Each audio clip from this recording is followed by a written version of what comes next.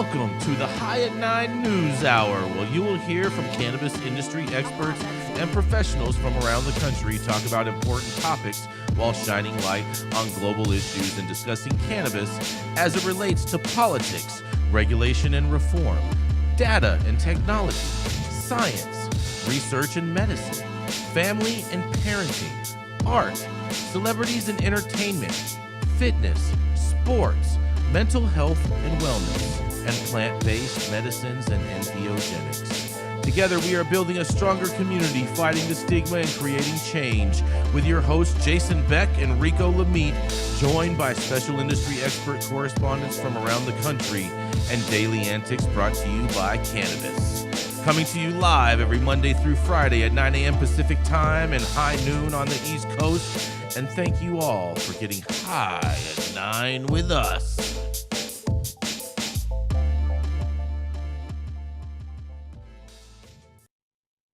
Oh, yeah. Good morning, everybody. Happy Thursday. Hope everyone has been having a fantastic week so far. And today is Thursday. It's May 25th. And today is National Tap Dance Day because, you know, we love to tap dance. We're all around. And it's also National Brown Bag It Day because, you know, brown bags are a necessary thing in the planet. And it's also National Wine Day. It's not for all you winers out there, but it's for all you drinkers out there. It's also National Towel Day because where would we be without Tally? And it's National Missing Children's Day.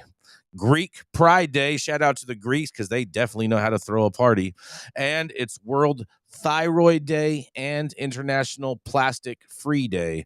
Not really sure what we're going to be free of plastic for, but thank goodness for the Republicans and making sure that Joe Biden can't have access to America's plastic credit card.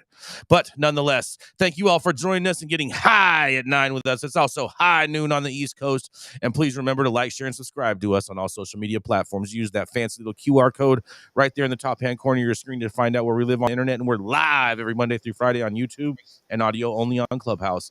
If you are joining us in Clubhouse, you can also participate in the show by raising your hand if you have a brief comment on the story most recently presented.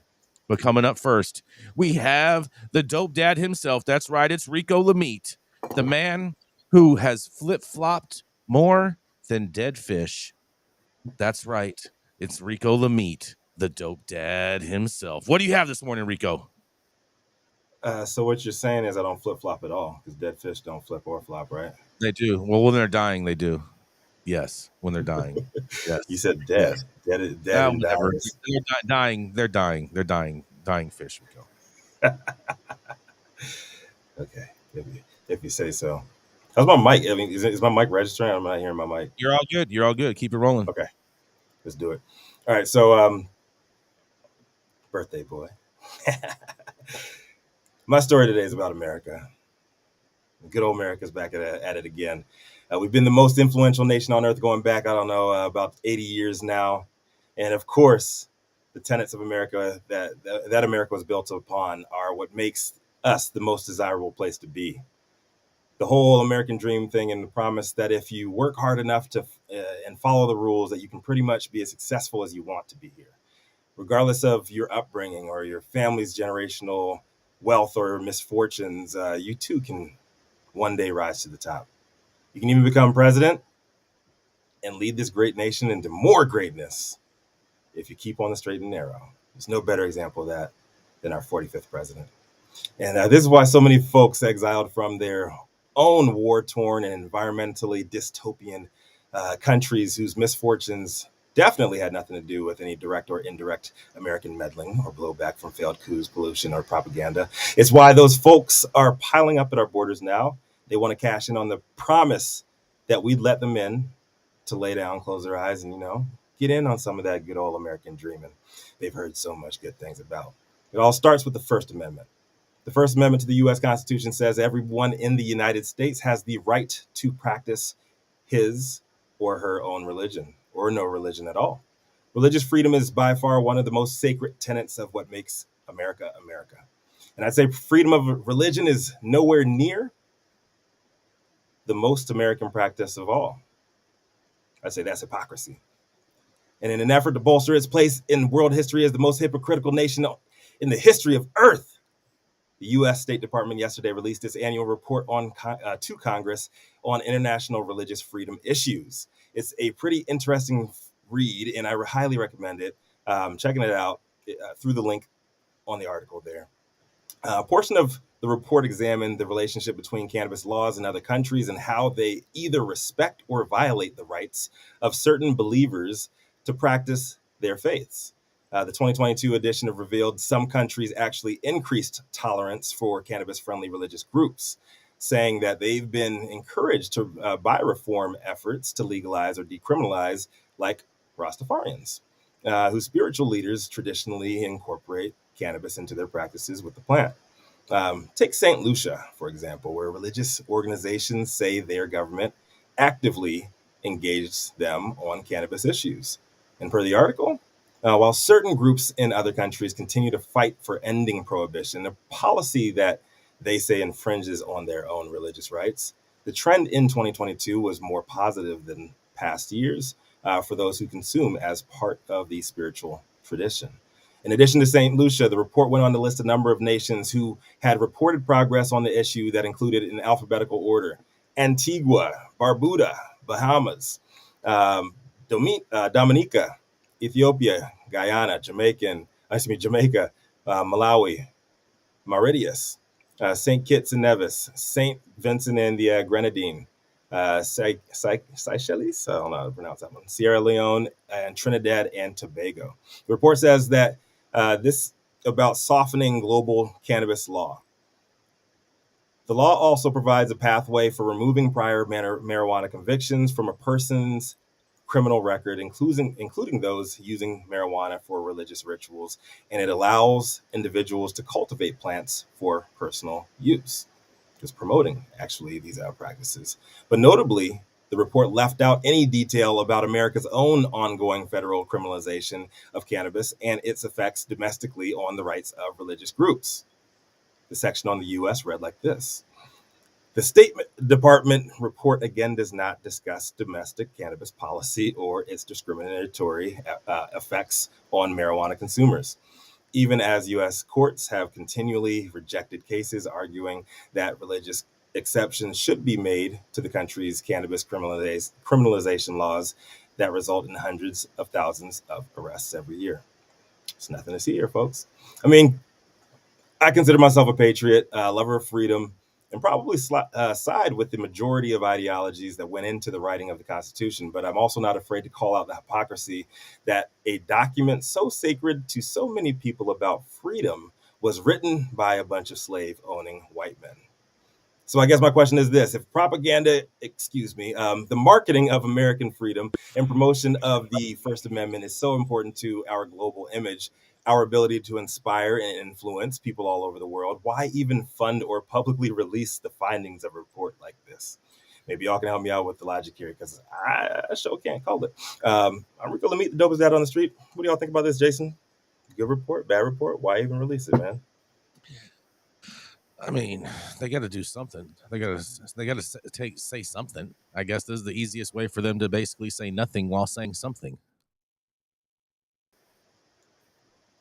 You know, I guess. like I just I don't understand why they would even address it. I don't even understand why the State Department is even bringing this up in regards to this, unless they're trying to like show that they're because the State Department generally deals with foreign affairs, and so therefore they're just like saying, hey, whatever you want to do in your country is your right to do in your country, I guess. Right. Is what they're kind of trying to say.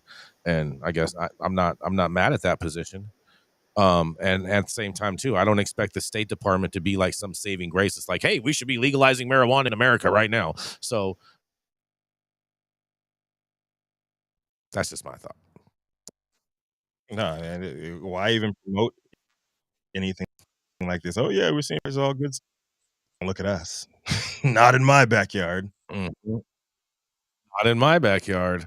What do you think about this, Gretchen? What do you think about this State Department action or inaction? It's just a report. Frankly, what's the big deal? It's their job to tell people what's going on in other countries. That's what they did. Mm-hmm. They did their job. They did their job. You heard it here first. State Department is doing their job. I'm really excited. I'm really excited that they did their do job. a great job of wasting our money. They're good at, real good at that. It's way too good at that. Way too good at that. But we're gonna go to a commercial. We're gonna be right back. There's no strong feelings on this one, but yeah, okay. Let's just keep it moving. Yeah, we're gonna keep it moving. Oh, yeah, you know what time it is. That's right. It's Tuesday over here at Green Street, and we got Smoky Vanilla with us in the building. So that's right. It is time to stretch and smoke. We just got done smoking. Now we're going to stretch it out, and then we're going to smoke again. Let's go. I'm Smoky Vanilla with my background in kinesiology and bodywork massage and assisted stretching. You got to come check it out, baby. Check me out on IG. It's Smoky Vanilla 1, Stretch and Smoke. Twitter, Smoky Vanilla. Social Club, Stretch and Smoke. We're also on Sports Recovery by Dan and Jam. If you want to feel as good as I look, then make sure that you get a stretch and smoke in with Smoky Vanilla. Yee! Yee! Now, a little birdie told me that it was Jason Beck's birthday. Is that correct? That is correct. Yes, that is very true news today. Yes, today. Yes, it's the greatest day of the year. You know that, May 25th. Happy motherfucking birthday, Jason! Thank you very much, Rico. I would like to say this on behalf of everybody else out there too, and I'm sure everybody's going to say it on the show as a birthday gift. I just want to give my love and support to Jason Beck. He's a good friend of mine, obviously co-host of the show. What he has done for us like over the last year and a half, it's been awesome, man. It's been awesome. That's the reason why I've stuck around here, and he's done a lot of stuff behind the scenes to keep us rolling. And man, and happy fucking birthday, man, to the longest continuously operating retailer in the world, even if you just say a bunch of bullshit with your chest and try to make people believe it. I love you like a brother, man. Happy birthday. Thank you.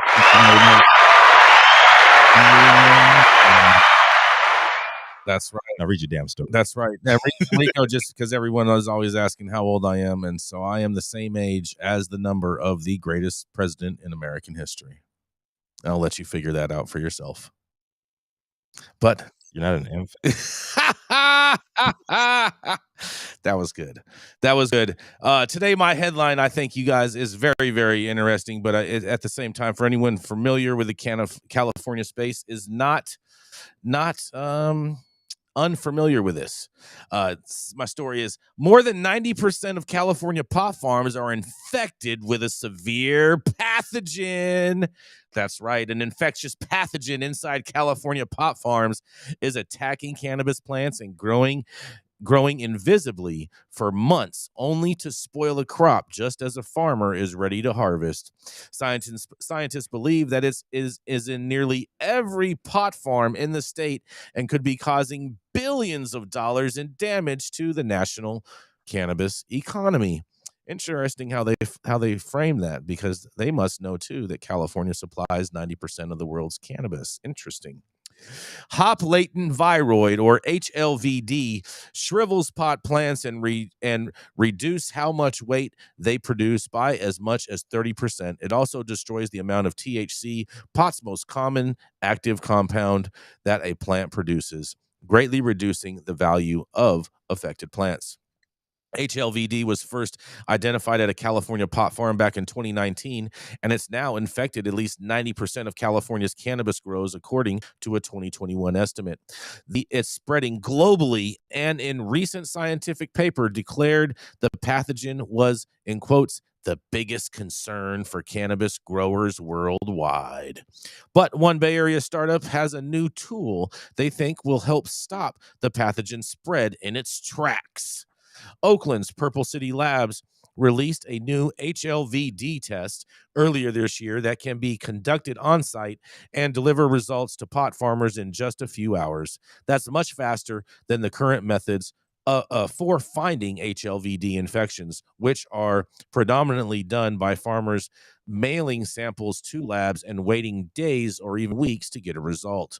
The company said in a new at-farm testing could be pivotal in slowing the spread of this global pathogen, as it allows farmers to quickly identify infected plants. In a quote, "We didn't just identify a great test that is accurate, but it's also easy to use and it doesn't require a high level of expertise," said Luke Horst, director of business development at Purple City Genetics. In a quote, he says, "You can take microbiology to the public and put it in their hands. It's important for people to have this type of testing," he says. HLVD has likely been spreading in cannabis farms for more than a decade, but at first, growers didn't know what was harming their harvest. It was commonly called dudding, and it would only show up at the end of the crop's life cycle, destroying the plant shape and reducing the amount of active compounds produced like THC by as much as 50%. This effect can destroy the retail value of a crop. HLVD's late-acting symptoms make it a pernicious pest for modern cannabis farming, and farmers commonly grow cannabis by cutting small pieces off of the plant, frequently called the mother, which is then used to propagate hundreds of new little baby plants. These mother plants are artificially prevented from growing flowers, which allows them to keep producing offspring, but it also allows the symptoms of HLVD. That means a single mother plant infected with HLVD could silently spread the pathogen for months without showing any symptoms of the disease. HLVD was first identified in hop plants, a close relative to cannabis, in the 1980s. It's now commonly found in hop farms and can reduce the amount of aromatic compounds produced by the hops, which are primarily used to flavor beer. In 2019, HLVD was first detected in cannabis when scientists confirmed the viroids present in samples from a Santa Barbara pot farm. But by 2021, the viral pathogen has spread at least 90% of the state's pot farms, according to a 2021 survey that sampled 200,000 California cannabis plants. And now the viroid has spread to pot farms across the world, from Massachusetts to Europe. Oh boy. Ali Bikatas, the CEO of Purple City Labs, was the lead author of the 2019 paper that first identified HLVD in cannabis, but he doesn't start working on HLV tests until he was hired by them in 2021, a well-known cannabis nursery in Oakland. Bekatas was originally hired to help with breeding new pot strains, but soon realized that testing for HLVD was one of the nursery's biggest problems. The nursery was sending hundreds of samples a week to labs to test for the viroid, but the results would often take weeks to come back. That allowed the pathogen to keep spreading exponentially. In a quote, he says, "By the time you get the results back, you may have cut that plant and sold it to your customers. So there is a real need for a high, thorough output on-site diagnostic test for hop latent viroid," Bekatis said.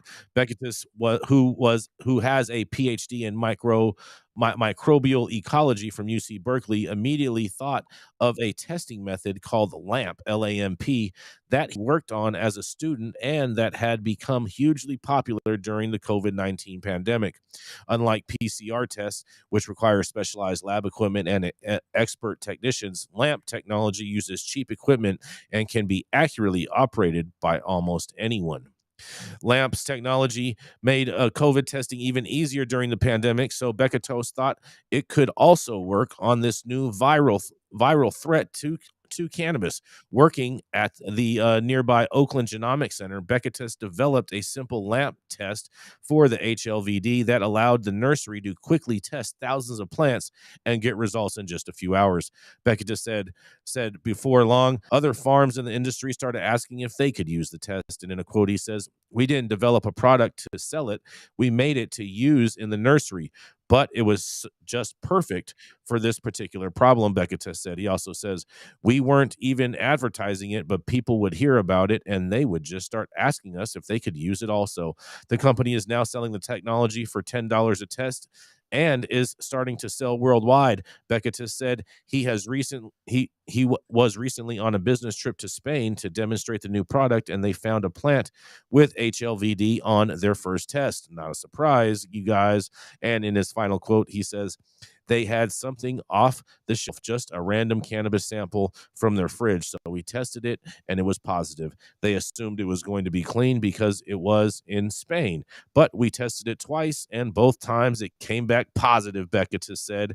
So therefore, HLPVD is rampant running across this country and across Europe and probably across a bunch of whole other countries too. But these tests are cheap, and so they are very affordable. And this is Jason Beck reporting for High at 9 News. What do y'all think about this HLVD? Sounds like AIDS for cannabis. What is it really? Are these true numbers? 90% of California cannabis? That's what the article's stating, and out of SF Gate. So you know what I mean. That's what they are stating, and they said they tested over 200,000 samples. Is it just affecting crops, or is there a potential danger to the consumer as well? No. It affects the crops. It affects the yield. It affects the people in the fact that it is not that their pockets ain't going to be full. You know what I mean? They're going to have a whole bunch of bills, whole bunch of light bills, and not enough weed to pay for those light bills. It's worse than murder warrants, man. Yeah.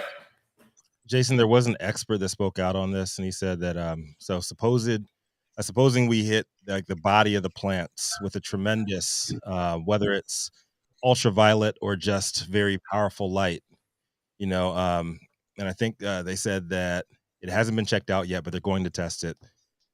He said that suppose you brought the light inside of the body, which you can do either through the skin or some other way, and I think you said that you're going to test that too. It sounds interesting. And feed them chlorine and disinfectants, right? I'm not an HLVD expert, and so I don't want to claim to be one. But maybe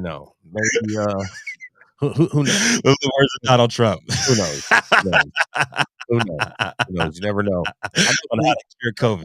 I know the one thing is you should always bleach your walls after every harvest. So maybe, possibly. That was good, Rico. That was good. Yeah. Mm-hmm. Happy birthday. Very, very good. Is this going? But it says it's affecting like 50%. It says it's going to drop potency potentially 50%. Yeah. Goes diametrically opposed to the higher and higher levels of THC that we've been seeing coming from these California crops. Well, so which one is it? Well, you know what I was just thinking actually is I wonder. I think Elliot might have to redo his numbers for the recent story that he was talking about, because that might be part of the equation. What do you think about that, Rico?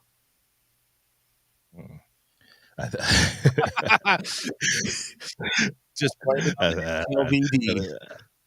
I love you. Yep. And that's what we tell the state, I guess. Apparently, if we're missing product, we just blame it on HLVD. We lost 50% because of HLVD. I don't know. I don't know. Could this lead like down the line? Could this lead to lawsuits from folks actually getting their plants infected by California crops? I don't think so. I don't see how that because people are purchasing these plants and they don't have some type of contract where they're 100% clean and whatnot. The only people that I know that guarantee their plants to be 100% pathogen and HPV free and everything like that is I believe it's called Consortium. Consortium Nursery up in Sacramento. Those are the only people that I know of that guarantee their plants, and so I would think that if you got plants from them and they had this, then you could possibly have some type of case, but I don't think you're going to get that kind of action from anybody else. It's HLVD, yeah, whatever. HVD is the L with P. You know what I mean? They're very close. They're very close, but yeah, you get. I wonder. I mean, because it's hops are infected. I wonder if like beer. Is infected by this too. Yes. Yeah, this was first found in hops. That's how they even know about it. So yes, this affects hops. It affects the alcohol industry. It affects the cannabis industry. So this is something that we do need to be on the lookout for, because it is infecting two of America's favorite pastimes. I guess, I mean, we have these little paper cards, and we give the paper cards that these plants have been tested. Then you should buy them, then, right? Oh, that would be funny if they all had these little, all the plants had little cards saying that they were HLPVD free. Are you not gonna let any They need to make of these a infected song plants in your nursery, Jason? No, they need to make a song. You know what I mean? Like by Naughty by Nature. You know, HLPV. HLPVD free. Yeah, you know me. Yep, that's what they need. But we're going to keep it moving. Yeah, we're going to keep it rolling. Yes, that's right. Coming up next, she's the feisty redheaded conservative that loves to tell pot-loving libs all about themselves, dress her dogs up in crazy outfits, which we believe to be animal cruelty, but nonetheless, she's the founder of Panoptic Strategies and our very own Washington insider, Gretchen Gailey. Good afternoon. My headline is coming from Marijuana Moment, and this is for Jason Beck on his birthday. A little story about his true lover. Where presidential candidate Ron DeSantis stands on marijuana. Florida Governor Ron DeSantis has officially announced that he's running for the 2024 Republican presidential nomination.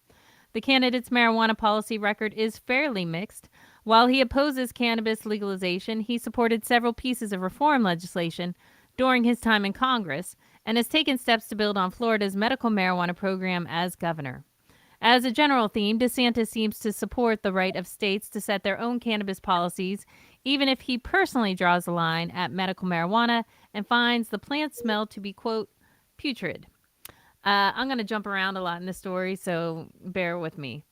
On his legislative and policy actions, the then congressman consistently voted in favor of spending bill amendments to protect state medical and recreational cannabis programs, as well as hemp and CBD laws, from federal interference in 2014 and 2015.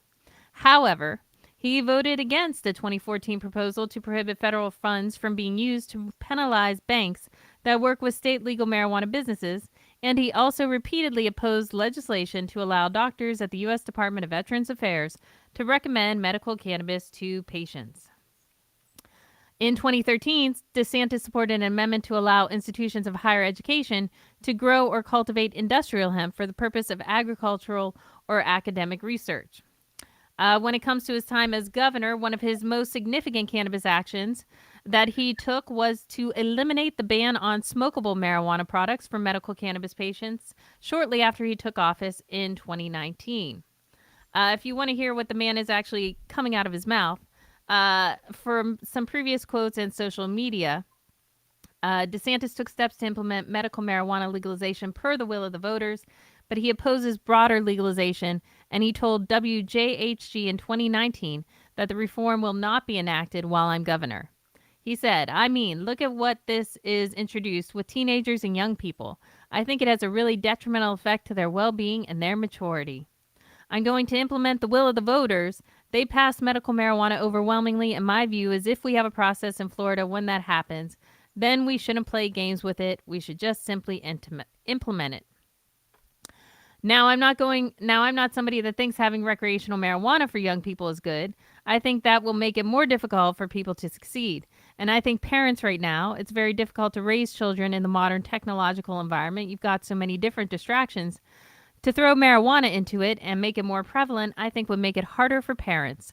But on the medical side, we've got to respect the will of the voters.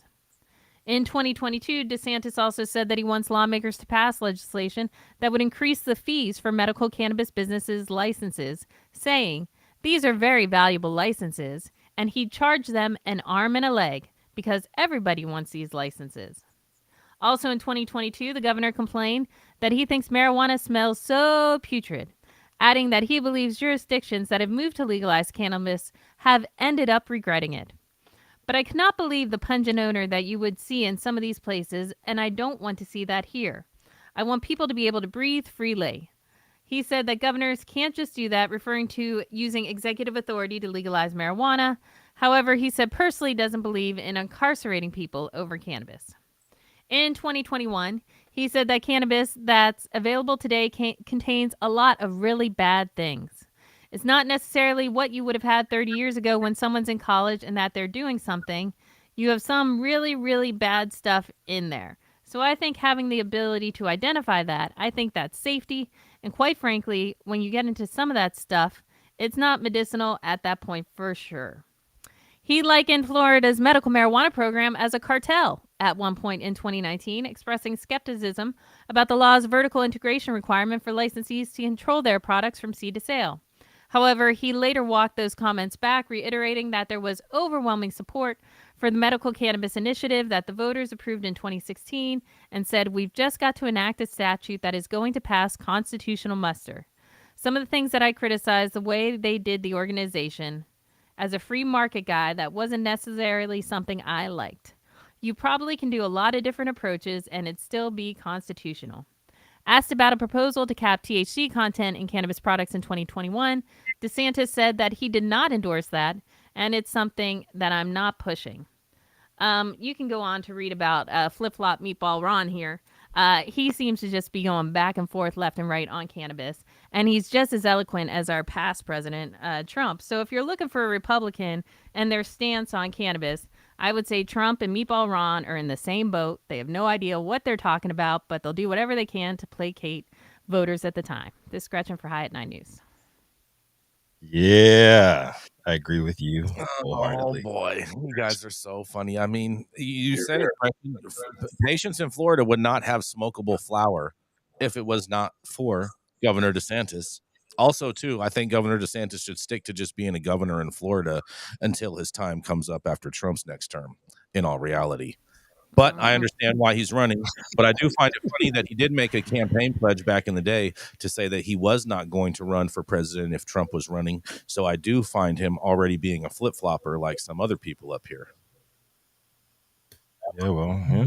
Man, he was already a flip-flopper when he was backing Trump, and then all of a sudden he's on the F-Trump train. So I do. His whole campaign leading up to governorship was him imitating Donald Trump. I do find it really funny, though, the fact that he's saying that there is a lot of bad stuff in today's cannabis, and I personally agree with what Malik said in here. The only bad stuff that's in all of our cannabis right now in America is all these insanely high taxes. That's the only bad stuff in the cannabis right now, and also HPV. Well, and probably HLVD. HPV. Yeah, HLVD. Yeah, HLVD. Yeah, you know me. Yeah. Jason, you're going to keep saying HPV, aren't you? Sorry, I'm disabled. You know what I mean? Sometimes when the letters just stick, they just stick. You know what I mean? I don't know what to tell you. I mean, either way, I don't think he is going to go after cannabis because I think he is going to let states do what they want. But I also don't see him advancing it anywhere. I don't see him advancing. No, but I think he's going to take a fairly hands-off approach, frankly. But here's the other part of the whole scenario. I find it extremely hypocritical of him to say that he can't stand the smell of cannabis, and therefore, like he already has a medical program going on in Florida. So does he think that the smell is going to get greater than if he allows for adult use in his 8? That to me is just crazy hypocritical thought process right there. He'll evolve, right? Exactly, as you always say. He will evolve, and I will help him evolve. Everything that comes out of his mouth is just as nuts as Trump. I mean, he's just slightly, a tiny bit more. Couple meatballs. He's got a few more meatballs, not many. But some of the things he says is true. You know, you go woke, you go broke. Look at Vice just filed for bankruptcy. I mean, we got a whole bunch of other companies that are woke that are going broke. We got Fox News that has gone super, super woke, and they've lost 2/3 of their audience. I mean, just saying. We'll wait to see the long-term results of stuff like that, because they said the same thing when Nike saw those sales falter, and then the quarterly results came out, and they boycotted Nike like they're 30 million up from the whole Kaepernick thing, man. So like long-term, like we'll see. You can't really say that just that one thing affected it that much until you see the final numbers. Mm-hmm. So we'll see. And arguably, cannabis is a woke issue, is it not? I was just about to No. say, I think he No. may jump on it last minute just to make it seem like he's a good guy. If he were elected president, I would say that would be the only reason why, is if the right and Republicans were starting to, champion legalization. But then he would come out and say, look, I'm a hero to the left too. And Yep. people, even though they're all despots, they're all despots. Yeah. You saw what I just put in. You see what I just put in the chat, Governor. Yeah, I appreciate that. Yeah, we're gonna go to commercial. We can come back. Thank you so much for that story, Gretchen. That was fantastic to talk about.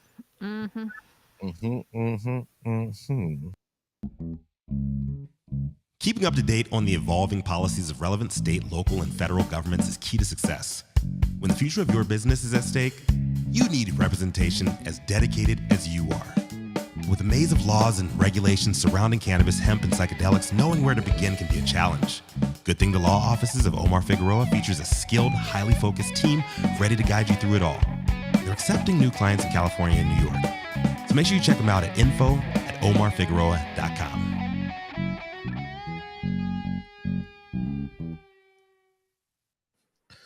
Oh, yeah. Put down whatever you're doing. Make sure you hit that like button. Make sure you hit that subscribe button if you haven't already. And make sure you head on over to our website, www.highat9news.com. Make sure you check out the amazing selection of merchandise for you to be styling and flying all throughout the summer. I know we've sold a lot of bathing suits, and I know the women are going to be looking amazing in them this summertime. So make sure you head over there and get yours. Also, too, while you're on our website, make sure you sign up for our newsletter. And when you do sign up for our newsletter, you will get a confirmation email that you must hit confirm on in order to be subscribed to our newsletter. And oftentimes that email may end up in your junk or your spam inbox. So make sure that you check there too for it. And last but not least, make sure we care about your chats so much that we want you to make them all super chats, because we want to pay attention to what you're saying. Control Tower from Highly Educated has perfected the dab. Utilizing the concept of thin film evaporation, you can waste none of it and taste all of it. The micro texture of the SE pillar increases nucleation at elevated temperatures. And with the tower propelling at 2,600 RPMs, it's certainly the most efficient dab experience to date. The Control Tower from Highly Educated. A lot of folks these days take the easy route, sinking to new lows in life, while others, like our next correspondent repping ATX in the great purple state of Florida, hit the high road. Finding new ways to talk to people and connect with folks that don't look like you and don't think like you. And overall, just spreading the love. Y'all know who it is. Stone Slade, what you got for us today? Thank you, Rico. Awesome intro. Happy birthday, Jason. I love you, man. I love you because you are the guy. The guy we see is who you are. Big props to you for keeping it real. Today, my story comes from cannabis-hating South Carolina. Singer Paul Cawthon, also known as Big Velvet, is a rising outlaw country music star and is no stranger to everything that could possibly entail. The 36-year-old musician from Tyler, Texas, told Cowboys and Indians Mag in 21 that he once was arrested in high school for possession of marijuana, and after parole violations in college, he was imprisoned for a 6-month sentence where he turned 20 years old in jail. Cawthon explained, I started getting into the bluegrass hippie scene, taking a lot of acid and mushrooms and experimenting with my life. I was just floating by the seat of music and selling a lot of fucking weed. Now, since that time, he started his music career and formed an Americana indie folk band called Sons of Fathers that had a pretty big following before he went solo. And since going solo, he's become a very familiar face out at Willie Nelson's ranch in the annual Luck reunion that's held there. 1 week ago today, Mr. Cawthon was arrested in the Isle of Palm, South Carolina, and charged with possession of the Schedule I controlled substance, as well as manufacturing and possession of controlled substances with the intent to distribute in Schedule I, II, or III. Now, South Carolina is still a very big prohibition state, one of only 13 states where medical cannabis is still illegal. In fact, The SC Compassionate Care Act would have made cannabis legal for certain residents with specific medical conditions such as cancer, glaucoma, PTSD, was just voted down this past April. If it had passed, residents would have been able to get cannabis from certain pharmacies with physicians' permission. Now, in the police report from Isle of Palms Police Department, it states that a patrol officer spotted Cawthon's silver tour bus that was illegally parked on the street off of Ocean Boulevard and Pavilion Drive. The officer claims that he caught the distinct smell of marijuana while driving by and decided to investigate. At the time, 2 individuals were standing outside the bus, one of them being Cawthon. Cawthon was charged for the illegal possession of cannabis, prescription drugs, Xanax, and diazepam, and the report also included heroin and cocaine. However, he was not charged for those 2 drugs. Now, when questioned, Cawthon unfortunately did not follow the script from the Pot Brothers at Law to shut the F up. He instead told the officers that he had approximately 1 ounce of marijuana in a suitcase on the bus, which Cawthon then voluntarily handed to police. The police then executed a probable cause search of the common areas of the bus. Now, during the search, officers found 4 sealed bags of cannabis, orange THC gummies, a green camouflage handbag that contained a white powdery substance in a small tube, 3.5 pink oval pills, 2 pink circular pills, as well as a clear plastic bag of more white powdery substance. Cawthon would later confess to the police that the pills were Xanax and diazepam, that he did not have a prescription for them, and he also claimed all of the cannabis on the bus was his own. However, nobody claimed the white powdery substances.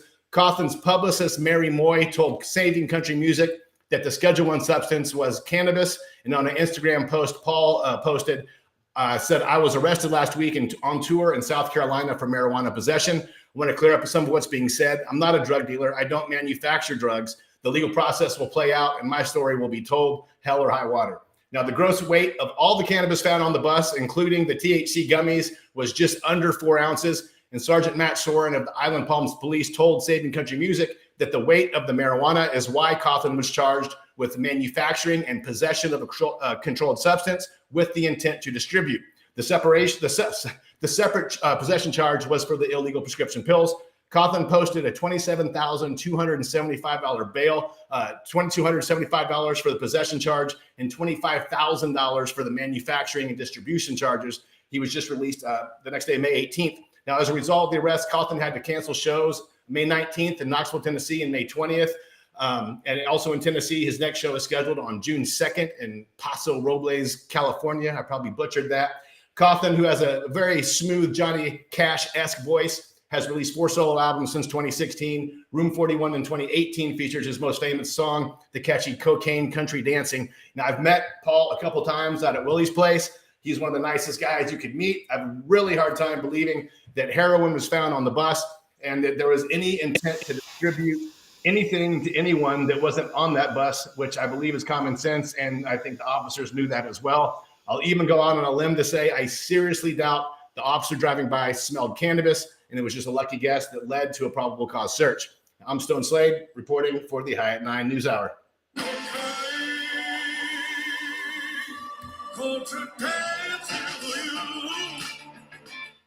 Less than 5 seconds. Yeah, that was right at the 5-second marker right there. Oh, Stone. Stone. She said, I'm so confused on this manufacturing charge. That is baffling to me. Oh, man. Come on. That's a big reach there to grab that 25 grand. Yeah, and do we know? Well, I mean, they could have taken the 25 grand even just with all the drugs that they found in the car. They didn't need to throw in a manufacturing charge. They didn't find any chemicals to make those types of drugs, and nor I'm sure they found any glassware to actually make those things either. No pirate or anything. I've heard you can up your charges in some states if you're carrying like a keef catching grinder, that your keef in the bottom becomes a much bigger charge than just the flour. But I don't know if that's what it was. Sorry. Go ahead. Where was he headed? They were headed to their next show the next night in Tennessee. So he was just hitting the South, and he'll be heading to California where he can smoke all he wants. He was hitting the high road. They were taking your jobs, Stone. What's that? He was hitting the high road. He's hitting the high road. Yeah. That's a high road for sure. Where'd he come from? What state is he from?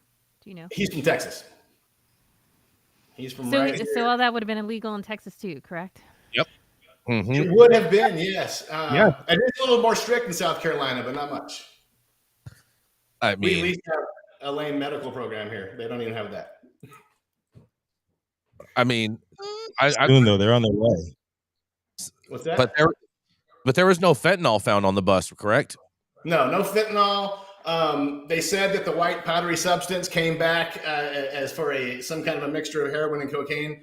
Not charged with that though. That didn't make the charge list. You got a white substance that is the upper and a downer at the same time. Apparently, I mean, I don't know, man. That's maybe just trying to take an even ride. Are you not going up or down? I don't know. Oh man, that was the drivers. No, I don't know, man. I find it bullshit. Excuse me, my language. But that the guy he smelled pot on the way by and decided to check it out. You know, keeping the streets safe. I think he saw the tour bus on the side of the road and saw some potential rock stars that might have drugs on the bus and found a way to get on it. Do we know if this was actually his bus or did he rent this bus? Oh, I have no idea. Because if it was a rented bus, I think he could get away with saying that was not his and it wasn't anyone's on there, and it was on there from the past person that rented the bus. But did he admit to it being his? That's what. Yeah. Well, I'm saying he shouldn't have. He needed Mark Wahlberg. Yeah, he needed. Yeah, exactly. Are you with us, Mark? Are you there, Mark? He's in Clubhouse. It's a perfect story for you, Mark. Yeah, exactly. This will definitely teach you why to STFU when cops ask questions, without a doubt. If he had been in Maryland, this would not have been allowed, since they've recently passed legislation that they can't stop you from the smell of cannabis. In all fairness, Gretchen, I think this would be illegal in every state except for Oregon. What are you talking about? Right. Well, in many of those states, they said there had been no cause for search in a lot of those states. No, it's not a cause for search. Yeah. Let me tell you something when it comes to law enforcement. All right, if they want to, I can't wait for this. Tell us. If cops want to search you, they're going to figure out a way to search you. Okay, that's just the name of the game. They can come up with all kinds of anything, and then the onerous of proof is on you as opposed to on them, and they can come up with anything that they want to say. Oh, they saw a gun, but it was just a piece of paper. It doesn't take much for law enforcement to be able to say that they want to search somebody. So I'm not buying all of that one. Okay. It's your birthday. Well, Boozy so Badass. You're right. Yeah, Boozy Badass down in Georgia got popped for the same thing, and he got off, and he did not STFU. Well, you didn't see that video. I did not see that video either. But I guess it sounds like we're going to go to a commercial, and we're going to be right back. Thank you so much for that song. How's it going, guys? Saman Razani coming to you from Green Street here with Jason Beck, smoking on the best weed in the world. Did you know that we have an audio-only version of our podcast available on Apple, Google, Amazon, iHeartRadio, and Spotify? Tune in now and check it out. Oh, yes. Coming up next. That's right. We have Nickolas Wildstar with the black conservative voice that Joe Biden would love to silence you for just even acknowledging it exists. That's right. Here to change the narrative, it is the governor himself, Nickolas Wildstar. Hey, appreciate that birthday, boy. And I guess adults getting arrested for personal use is in the air because Fetty Wap, a New Jersey rapper who shot to fame with his hit Trap Queen, an ode to a romance entangled with the drug tirade, was sentenced to 6 years in federal prison on Wednesday for trafficking narcotics across the country. The 31-year-old singer, whose legal name is Willie Jr. Maxwell II, had been in custody since his bail was revoked in August, after prosecutors said he had, while on a FaceTime call, displayed a firearm and threatened to kill someone. He subsequently pled guilty to conspiracy to distribute 500 grams or more of cocaine, that white powdery substance you guys were talking about. On Wednesday, he appeared before Judge Joanna Sabert at the federal court in Central Islip, New York, to receive the sentence, which is 1 year longer than the minimum. Mr. Maxwell waved to about 20 family members and friends who attended the sentencing as he entered the courtroom wearing a beige jumpsuit, his dreadlocks pulled back from his face. His lawyer, Elizabeth Macedonio, argued that Mr. Maxwell had been supporting many relatives and children and that he had needed money to sustain them once the pandemic ended live entertainment. Mr. Maxwell himself apologized to the communities and families of drug users he hurt. I only ever wanted to help my family, Mr. Maxwell told the judge. I never asked myself if it was all the way right. Prosecutors had argued for a longer term, saying that he had used his fame to glamorize the drug trade while making millions from his music after Trap Queen was released in 2015. They pointed to the use of children as extras in the song's music video and noted that the ample media attention the case has received.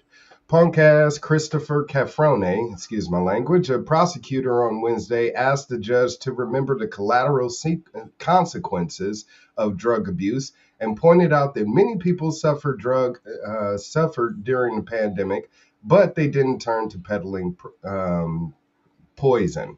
Judge Sabert called the case one of the most difficult she has had to decide on in the 30 years she's been on the bench, noting that Mr. Maxwell overcame obstacles to achieve unbelievable fame, only to throw it away. She noted his loving, supporting family, many of whom had written to her, and his relationship to his children, even though she still sent them to jail for 6 years. But his crime was serious, and his actions while out on bail raised serious questions, she said. The thing you cannot escape is that there were other choices, she said. In March, one of Fetty Wap's co-defendants, Anthony Singente, a former New Jersey corrections officer, was sentenced to 6 years for acting as a carrier of cocaine. Fetty Wap's remaining 4 co-defendants pleaded guilty and are awaiting sentencing. Mr. Maxwell, who hails from Paterson, New Jersey, and lost his eye to congenital, I hope I'm saying that right, glaucoma, was at the height of his musical success when he was selling drugs. Trap Queen featured his distinctive mix of singing and rapping, reached number 2 on the U.S. Billboard Hot 100 chart in May 2015. The music site Pitchfork described his devilishly melodic singing voice as a warbling, lightning-shocked instrument. He was nominated for 2 Grammys the following year and appeared on the VH1 show Love and Hip Hop Hollywood. In court Wednesday, Ms. Macedonio laid out the obstacles Mr. Maxwell had previously faced, including constant bullying because of his glaucoma and drug addiction before the start of his music career with the group Remy Boys. Then Trap Queen hit the airwaves. Suddenly, the kid from Paterson, the kid who was supposed to go nowhere, was in the national spotlight, she said. She noted that the accusations only involved a 6-month period of activity about 3 years ago and accused the prosecutors of trying to use his fame against him in their argument for a longer sentence, saying it showed a complete disconnect between law enforcement and the music world. Since August last year, he had been held in protective custody at the Metropolitan Detention Center in Brooklyn because of concern he would be targeted for his fame. After Fetty Wap's arrest, he hustled to take on as many gigs as possible to make money for his family before what he knew would be a lengthy prison sentence, she said. Even as the case was pending, Fetty Wap released a slow R&B jam called Sweet Yams. Prosecutors said that was code for drugs, despite multiple sources proving, in fact, that George H.W. Bush was trafficking cocaine as director of the CIA and as president of the United States. He did not serve a day in jail before his death. God bless America. Reporting for the High 9 News Hour, this is Nick Wildstar, a.k.a. the Governor. Speak now or forever hold your peace. When keeping it real goes wrong. Man, oh man. What do you think about this, Gretchen? Well, I have a few questions for Wildstar. This was all coke? The drug charges, was it all other cocaine? drugs, they said, but mainly, yeah, they pinned him down for the coke, unlike the country singer who skated off for his coke. and just got busted on the marijuana. But yeah, since he pleaded on the coke charges, that's why he ended up getting the lesser sentence, which is 6 years. And that's actually a year more than the maximum. And how much was it? How much was he trafficking? Did it say? You I'm look So he could have been the poster child for medical grams or more. cannabis. 500 They grams They or more. didn't Cannabis say. and glaucoma. They Okay. just said conspiracy to traffic 500 grams or more. And I think it's important for make sure everyone understands that a conspiracy charge, you do not have to get caught with any drugs whatsoever, or even have any drugs ever in your system, any type of residue anywhere, in order to catch a conspiracy charge. All they Right. have to be able to have is two people to say that you were there and you did a crime, and you're going to catch a conspiracy charge. Jason, since you're such an expert in the legal system, I'll come to you. If he had been more well behaved, I guess you could say, while he was on parole, like the videos and all that stuff, do you think she would have come down with better sentencing? Yes, 100%, 100%. Prosecutors and sentencing. Hell no. Come on, let's be honest.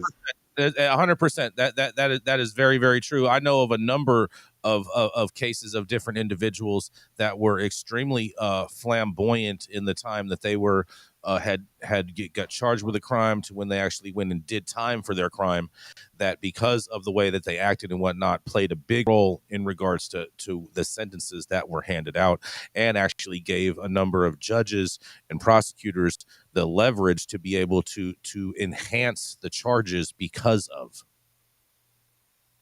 their actions. So yes, I would say that's a yes. Okay, any rapper that's out there that's going to taunt the feds and taunt the cops and this and that, don't be surprised when they come around and just bust your ass. I mean, look at X-Rated. He was the first rapper that got caught with a murder charge that had no evidence of any murder other than his rap lyrics. Yeah, and despite what you think, many states still can use those rap lyrics to put your ass away. Who's that basketball player right now who keeps getting in trouble because he has guns in his like Instagram and stuff? John Morant, like that. He's gonna be the next. He's gonna be the next Fetty That I Wap. got a problem with, because he's in a state where gun rights are, pretty much more lax than California, where a black man can have a gun, and What state is that? What state is that? Yeah, Tennessee, but he works for a private organization, and they're trying to put out a global product, a clean global product. It goes back to what Gretchen just said.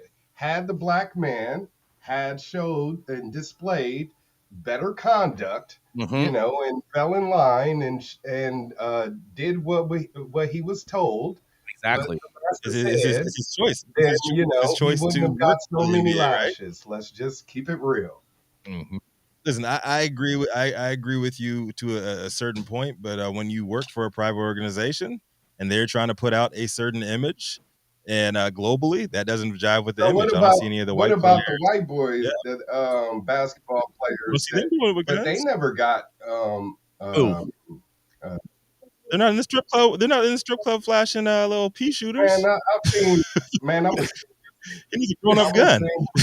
maybe if he had an AK, maybe it was this one Timberwolves. Maybe if he had an AR, he wouldn't have got this one Timberwolves player. I guess they were showing, and they were comparing, doing a comparison to say the entire time that this guy, because he's a retired player now, the entire time that he was in the league. He was on social media. He showed that he was a gun owner, out there showing his guns on social media. Never got fined, never got suspended, never got any type of slap on the wrist whatsoever. But then again, like I said, black man go and do the same damn thing. Now we got a problem with regards to your conduct. Now we got a problem with the image. Now we got a problem with you, even though you bring us the most money. I would sympathize with the argument and everything if he didn't go and do it again.